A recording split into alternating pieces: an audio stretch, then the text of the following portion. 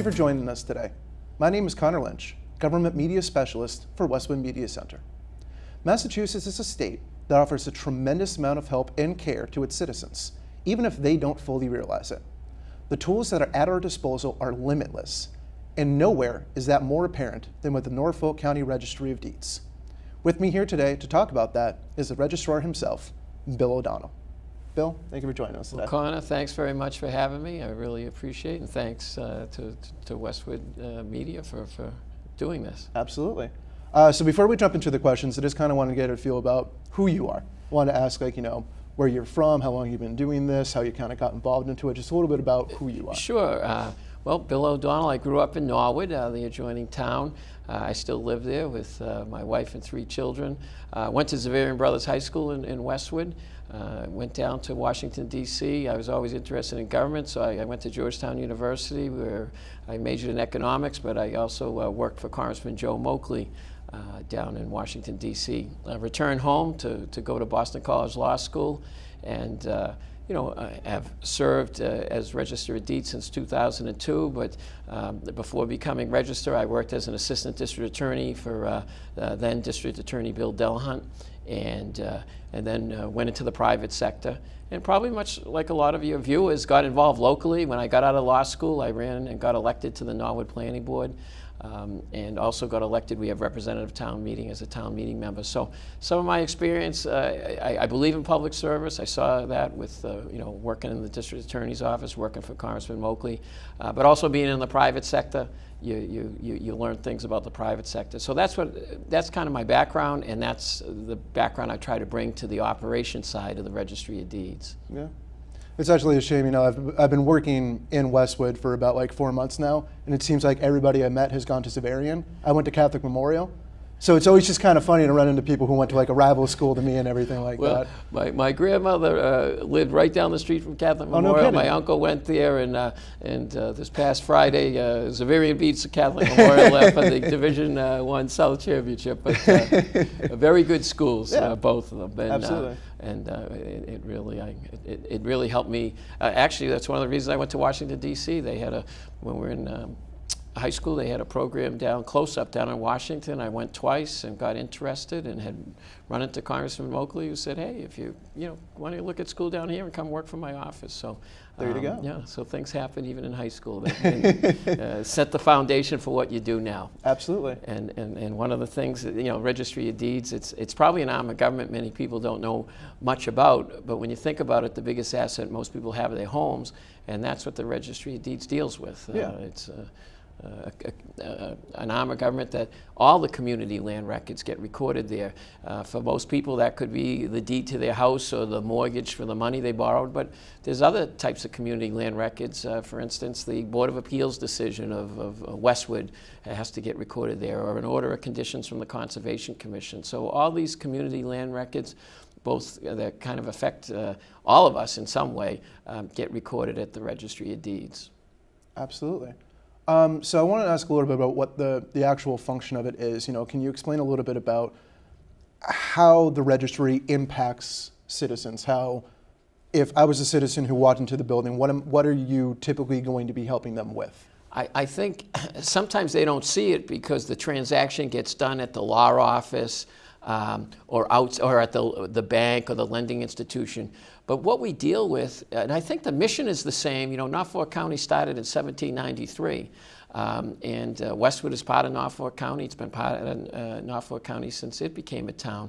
I think the mission was the same, that the registry back then, the first register wanted records that people could rely on, that they were accurate, that they were accessible, and I think that's what we do. If think about it, if you couldn't rely on the records that are recorded at the registry in an efficient manner, a big part of the economy would fall apart. A big part of the economy here in Westwood or regionally in Norfolk County, or for that matter, the Commonwealth of Massachusetts, a big part of the economy nationwide is real estate.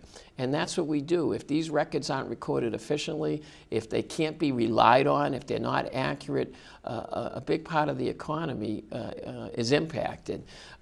As far as the citizens, I think just doing it in a professional and business-like manner means that there's no problems. When they record that deed to their house, they can rely on it. The attorneys that do the title search can rely on that deed. And when they go to sell their homes down the line, again, if you didn't have records you could rely on, you could have problems selling your house, you know. And so whether it's residential development or commercial development, if you didn't have a good registry of deeds system, it's going to show negative impacts. And I believe in Norfolk County we have a very good recording system, very good registry of deeds.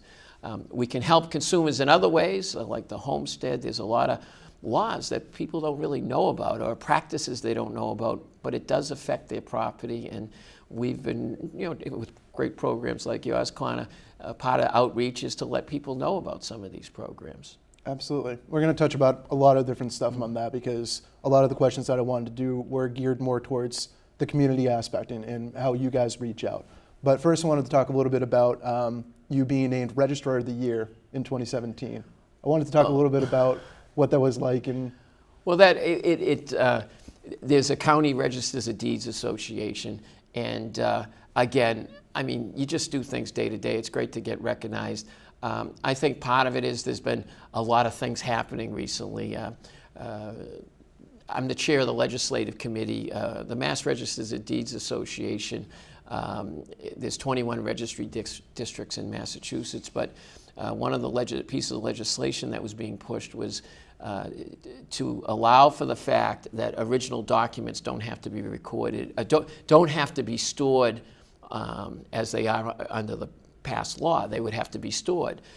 The land court started in Norfolk County in 1901. We have over 1.3 million documents stored, and I am still storing those documents, but it's great to have the option not to, because you're running out of space.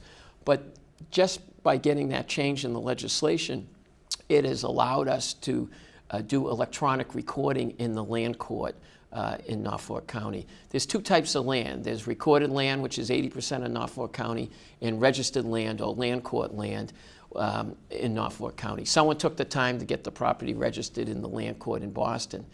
By getting this legislation passed, it's allowed us to electronically record documents on the land court side. We've been doing it for years on the recorded land side. And what electronic recording is, lawyers could be doing a closing here in Westwood.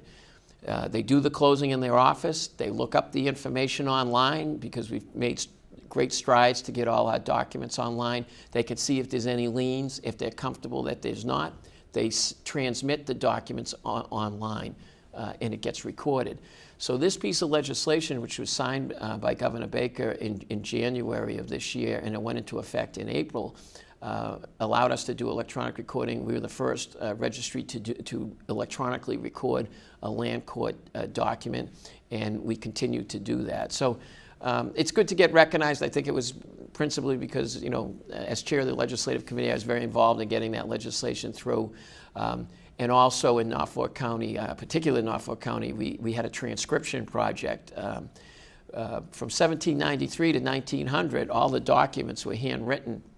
And what we've done, it's all online. If you enter book 1, page 1, you can look up these handwritten documents. But the practitioners, the people that use the registry, were having a hard time reading them, so we transcribed over 450,000 documents.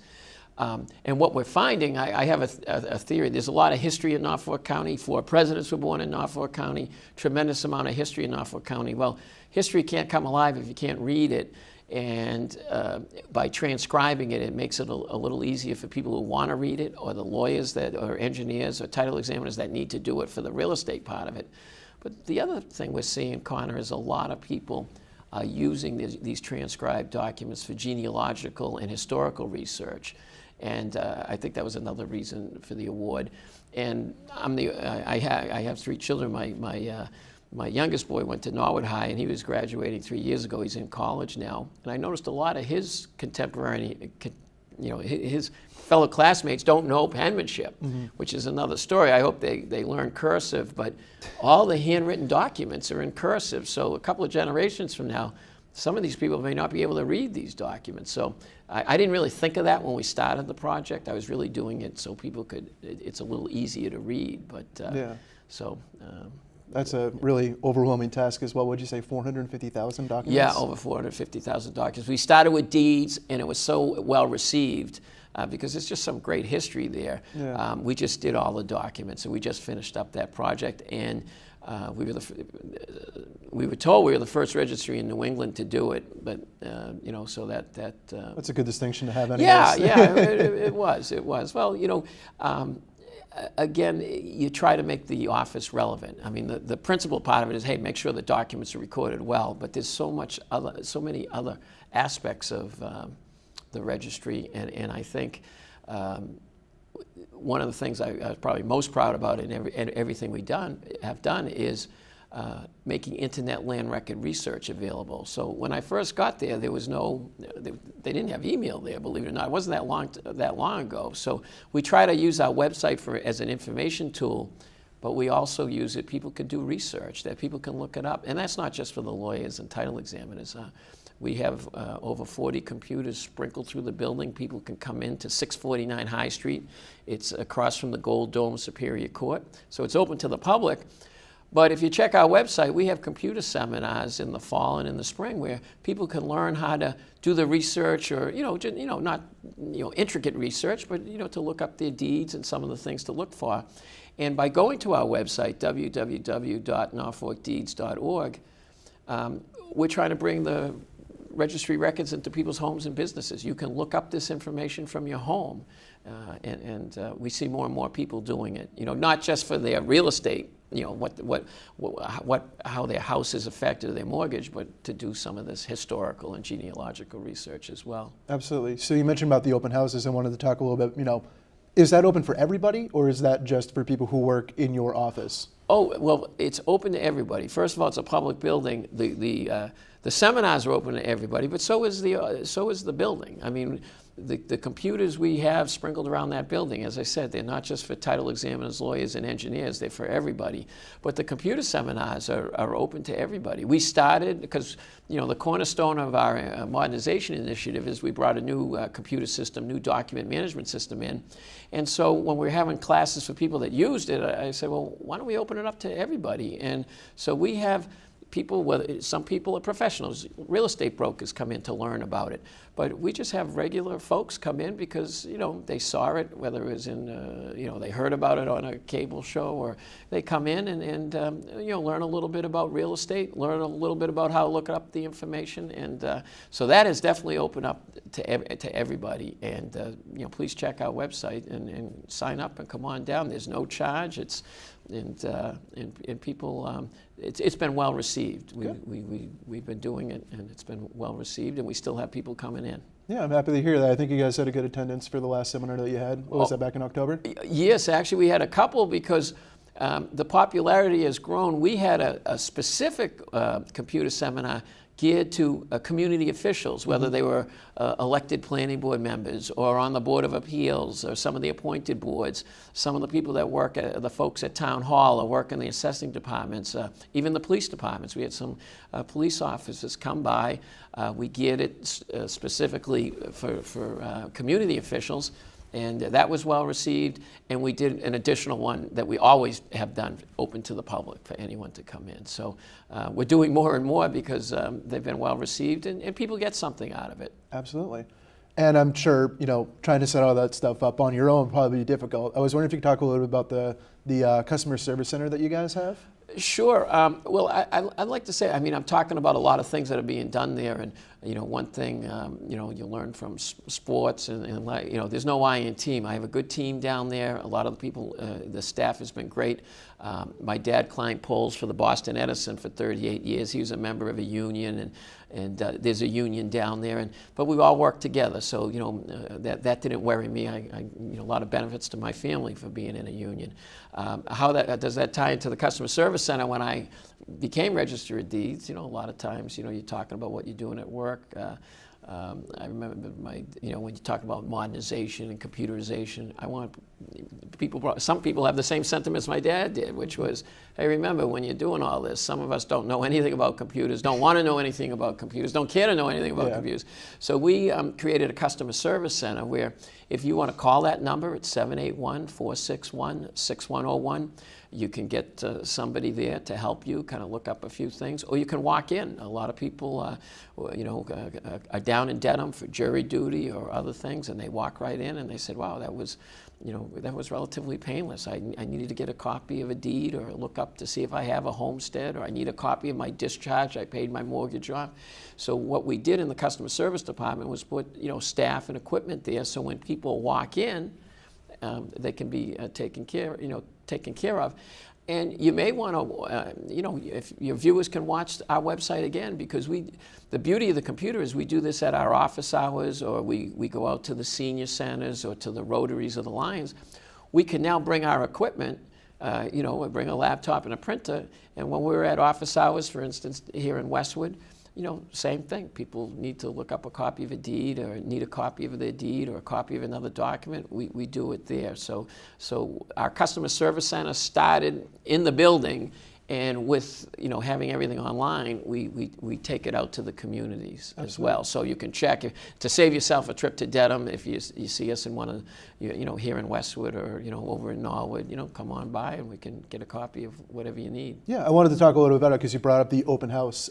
Is that something that you had started on your own? Like, was that like your own initiative? With the open house for the computer? I'm sorry, for like going into the town halls and the city halls and whatnot. Yeah, well, and some of that again, having worked for Congressman Moakley, I mean, he was big on constituent service and seeing how he delivered services, and he had office hours, and yes, that was one of our initiatives, and it's changed. When I first started, you got to remember, everything's online now. We go back to 1793, but when I first started office hours, it took a while to get there. It'd be like the old-fashioned way. You'd be taking the information down, running back to the registry, then something else would come up. You did a lot of things on the phone. The beauty of the computer, and again, tying in, whether it's a computer from someone's home or our computer at town hall office hours, it ties into the system back at the registry. So yes, we started that as part of the outreach. So that was, we initiated that. And again, it's because the registry may be an arm of government people don't know about, but it does impact you. And a lot of times people have questions, and that's what we try to answer at the office hours. Absolutely. So you talked a lot about the modernization of the registry itself and everything, and I wanted to go a little bit more in detail about the website. So since you've become as the registrar, I was wondering if you could talk about the improvements that have been made, what new accessibility have people had? I know you talked a little bit about it, but... Sure. Well, first of all, just having a website. The website is an information tool. People can go on our website and get information as first-time home buyers. There's a lot of real estate information that people might find of note there. Certain directions, if you needed, copies of anything. So we try to make it an information-based tool, but there's a lot of helpful resources there. For instance, I don't care if you live in Westwood. There's, Norfolk County has some very economically successful towns, but no matter what, there are people in our community struggling with foreclosure. We have a section for foreclosure assistance. We partnered up with NeighborWorks of Southern Massachusetts, as well as Quincy Community Action Program. And if you're struggling, get resources. And they're nonprofit. They don't charge people. They give people some help with regard to financial literacy. They give people help and guidance going through the foreclosure process. At the registry, we don't have anything to do with foreclosures. By law, if someone was going to foreclose on your property, they file a lawsuit, and by law they have to put an order and notice at the registry, and then we don't see it until the deed at the end. Maybe the people sold the property, maybe they lost it in foreclosure, and the bank puts a foreclosure deed on. But we saw it as an issue, and that's why we partnered up with these groups, because we saw people struggling at the registry. So again, that's some stuff that's on the website that is more information based. As far as the internet, we kind of talked about some of the research you can do, but there are some other programs you might want to visit our website. For instance, we developed a consumer notification anti-fraud program. I know I've signed up myself. You can sign up, and if anything comes through the records under the name of William O'Donnell, I get an email. Mm-hmm. And then I look it up. Now, when I look it up, it might be William J. O'Donnell. I'm William Patrick O'Donnell, so it's not me. Well, I don't find that inconvenient. I find that a service. Now, because there might be one time when that document comes through and it's William P. O'Donnell and it's my deed or a mortgage that has my property on it. Mm-hmm. And the reason we're doing it is the FBI has cited white-collar crime with respect to deed and mortgage fraud as one of the fastest growing white-collar crime sectors. And we see it out west.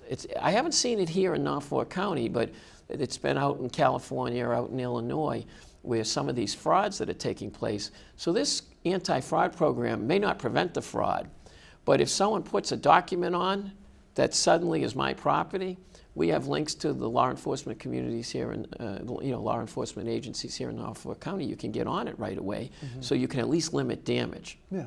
So this is some of the things we try to use the website on. Yes, it's about people doing research, but there's a lot of good information on our website. For instance, mortgage discharges. When you borrow money, the bank puts a mortgage on to make sure they get paid. Well, when you get it paid off, a lot of times in the past, especially people forget the economy went down. Some of the bigger banks, especially the bigger banks, were sloppy in getting discharges to the registry. What's a discharge? It tells the world that your mortgage is paid off. And we see a lot of people coming in saying, I got to get a mortgage discharge. I paid this thing off 20 years ago. Well, some banks, people forget, in the 1990s went out of business. Some banks have merged. So on our website, we have a document, and we have a contact page. Where has my bank gone? It gives you federal and state resource information, telephone numbers, websites, to kind of track down where your bank has gone in case you need to get a discharge. Yeah. I'm a big believer in community banking. There's a lot of great community banks. If you need a discharge, you go down, you get great customer service. They go in, they look it up, they can get the discharge for you, and then you take it down to the registry to get recorded. But some of the bigger banks, it's harder to kind of track down. Yeah. Well, wait a minute, what happened to my bank 20 years ago? I have to get this discharge. So again, we try to put this information out on our website. We think whether you're a first-time home buyer, you're struggling with foreclosure, you need some information about how to get a mortgage discharge, or if you need to just download a form, a homestead form or something like that, you can go to our website and do that. Absolutely. You mentioned a little bit about like fraud and things like that, like people trying to obviously scam. And you guys have a very good preventative measure for that, but I'm wondering if you had any tips for a consumer who wanted to avoid fraud or anything like that. Like, is there any easy tips or any way to kind of avoid that? I'd leave that probably to the law enforcement agencies that probably are more skilled and probably could give you better information than I. The only reason we did this was we're not preventing the fraud if it ever happens, and I haven't seen it yet in Norfolk County. But it gets you active on it right away. I mean, people are very creative, and as an association, a registered association, we got a lot of grief when we weren't taking Social Security numbers. A lot of banks wanted us to keep the Social Security numbers. People forget, years ago, they had all Social Security numbers on.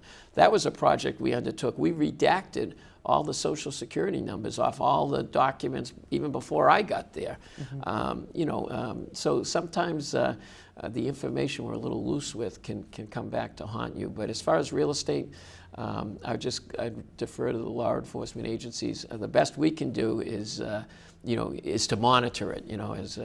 Just if something happens, you can get on it right away. Like if I get that email and suddenly I look up and it's my home, that I'm calling a law enforcement agency right away. So I think it's worth being proactive because, again, the biggest asset we have are our homes, so you want to make sure you protect it. Absolutely.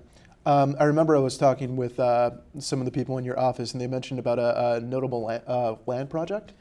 Well, again, the principal focus of the job should be, modernizing the registry.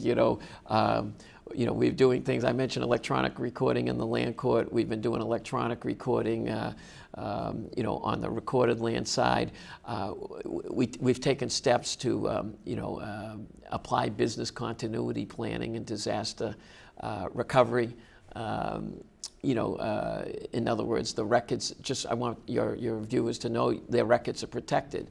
And how are they protected? Well, in one sense, we're still one of the few registries that print books. We still print books. When I started, it was volume 17,000. We're approaching volume 36,000.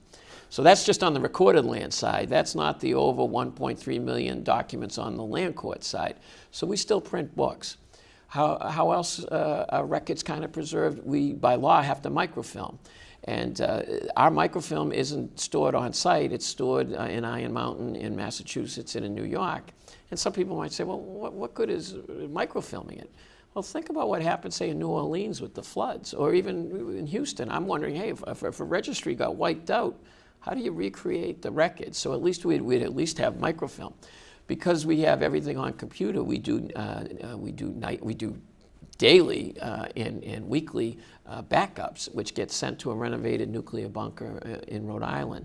So I want people to know we've taken steps to kind of modernize the registry, and we're the first registry to put a generator in. So a lot of these storms we've had the last number of years, we're still open for business, and we have a disaster recovery office down in the center of Dedham. So if something happened, our building was built in 1903. It's a great old building, a historic building. We like being there.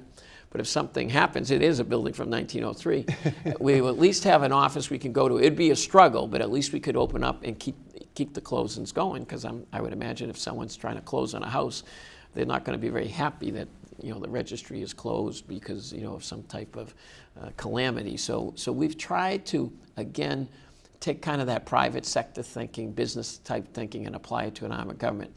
So that's the modernization part. You asked about a notable land records. That kind of, it's always my hobby, like the historical part of the registry.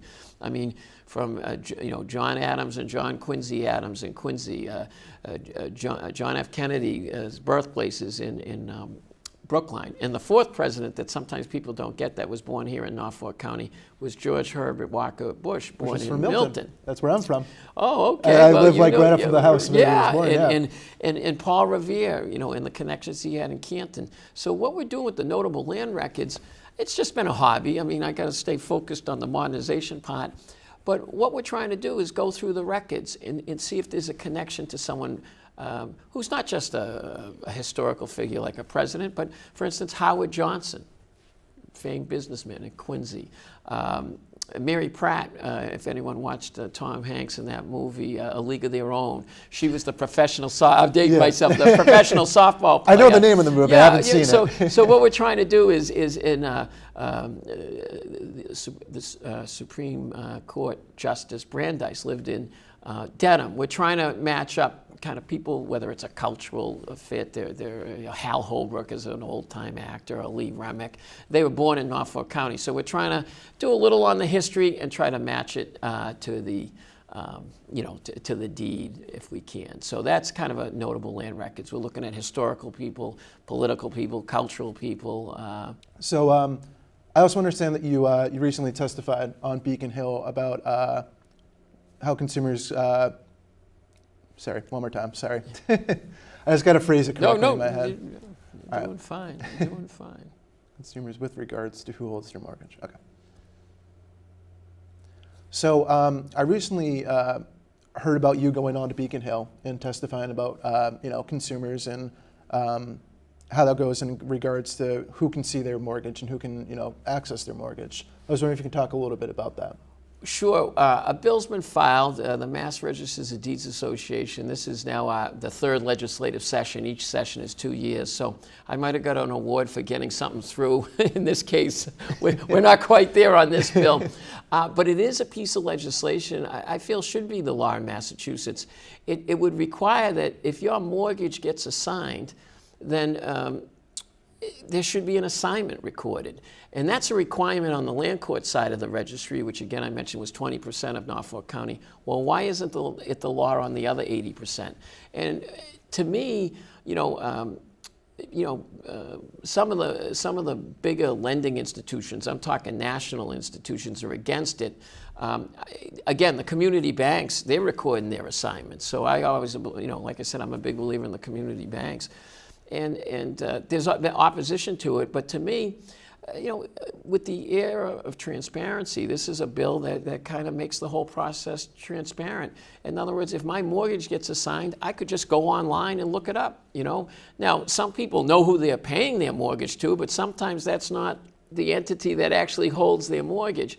So to me, it's just, I think, as was said at the testimony up in the Judiciary Committee, one of the other registers said, hey, they're taking the $175 from the consumer to record the mortgage. You would think that the consumer should know who's holding their mortgage. Yeah, exactly. So we've just seen, and I mentioned the discharge problem, especially with these bigger national lenders. I think people have a tough time getting discharges out of them. But I think it's even tougher for some of the consumers to know who held the mortgage, And so to me, the biggest investment people make are their homes, but the biggest liability or the biggest borrowing they probably had is on the mortgage, so you should let the consumers know who's holding it. And so what the law requires, only on the residential mortgage side, is if that mortgage gets transferred to someone, then an assignment gets recorded. And again, the smaller banks do it. Why shouldn't the bigger lending institutions? And there's opposition, but we'll see. We'll see. The Judiciary Committee.